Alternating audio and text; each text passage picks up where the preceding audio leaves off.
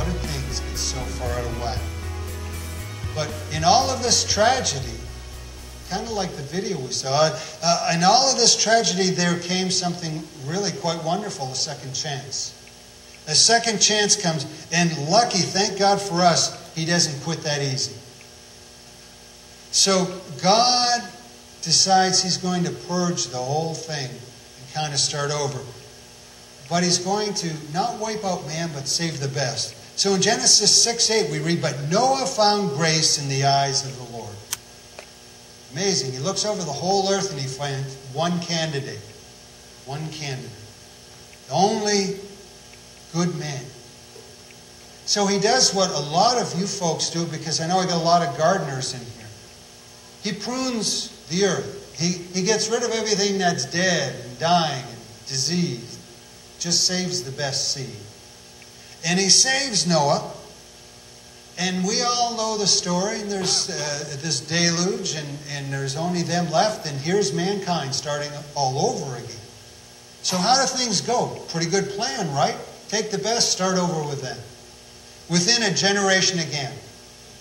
We don't get any more than 2 generations in any of this. Genesis 9:21. Now we're all the way to Genesis 9 in the story. And the background to this verse is this.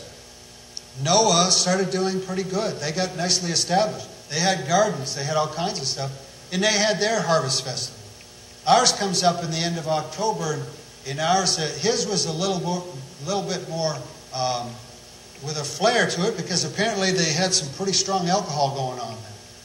Because Noah had been drinking the wine that they had made. In Genesis 9:21 it says, "Then he drank of the wine and was drunk."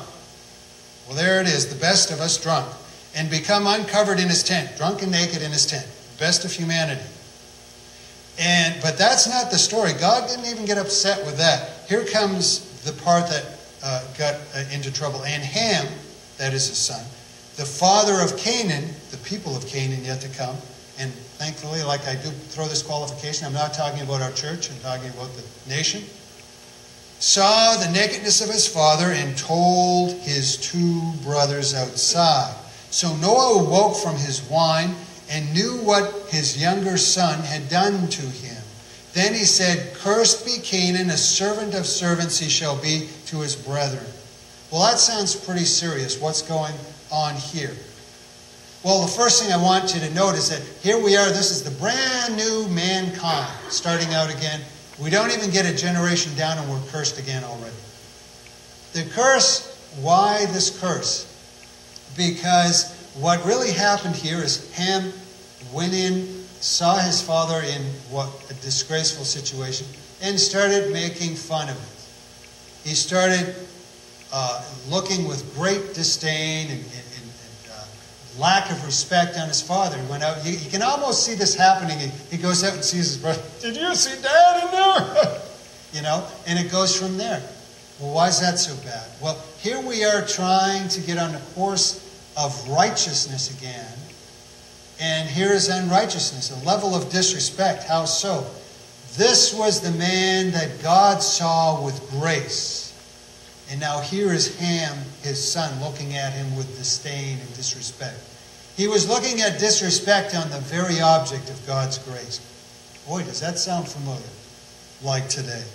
And the result of it is a curse. Did the curse come true?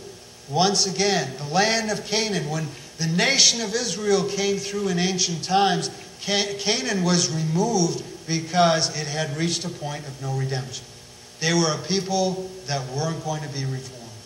They had fallen that low. So they end up getting wiped out.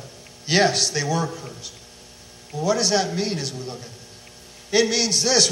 We're talking about the very best of humanity. Noah was the cream of the cream. The very best of us couldn't turn things around for humanity. The best of our efforts couldn't turn things around. The best of who we are couldn't turn things around. Why? Because evil is now part of our DNA.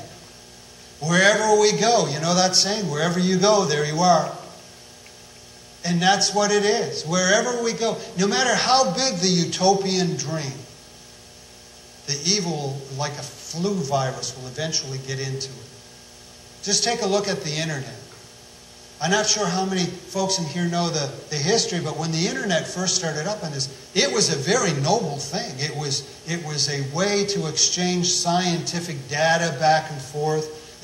The protocol, the standard was very high on it. Not just everybody be on there, and you better be within etiquette when you were. It opens to commerce, and now what was so high, now you couldn't count the number of porn sites and things of degradation that are on there. The things that go, now you need to have virus protection on your computer, or within 2 days you'll probably end up with a crashed hard drive. That's what we did to our own development. That's what we did to ourselves. And that's the way we are. No matter how high the vision, the evil side will find its way in, because it's with us all the time. It's with us all the time. Even the best of us. Even the best of us. And that takes us back to the present. We started with a question when we looked at 9/11. How could that happen? How did we get there? How could there be such evil in the hearts of men? We introduced it ourselves. And we might want to shake a finger at Adam and Eve way back there, but the truth is every one of us have contributed along the way. We're all guilty of it. We're all guilty to some level, and we introduced it into ourselves and contributed. Now here's the thing with 9/11, is that from that, I'm sure you heard, like I heard a lot, that's what blind faith will do to you. That's what blind religion will do to you. And you end up doing this stuff. That's the product of religion. And I say no. Say you got it backwards. You got it backwards. You see, that's not what religion is. That's what walking away from God does to you. That's what walking away from God has done to mankind.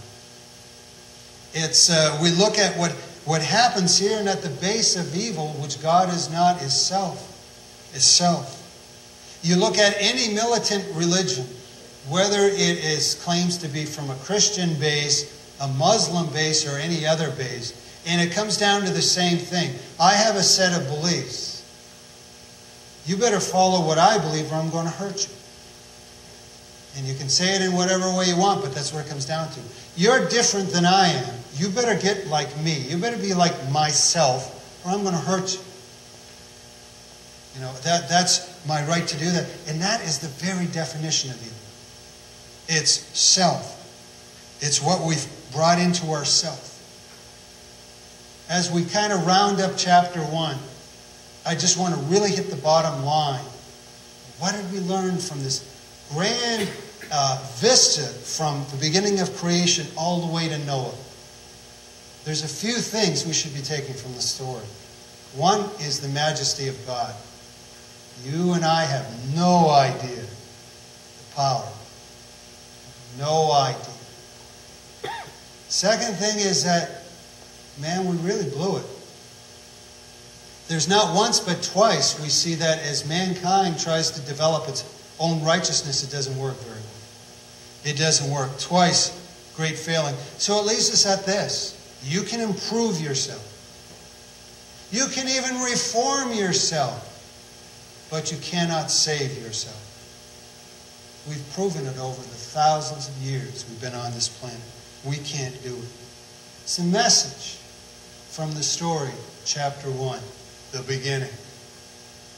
But thank God that's where we are with all of this.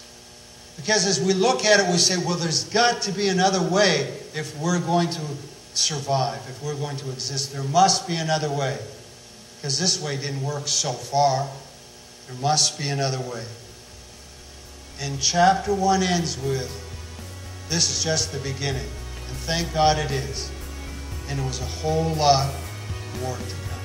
How deep the Father's love for us, how vast beyond all measure.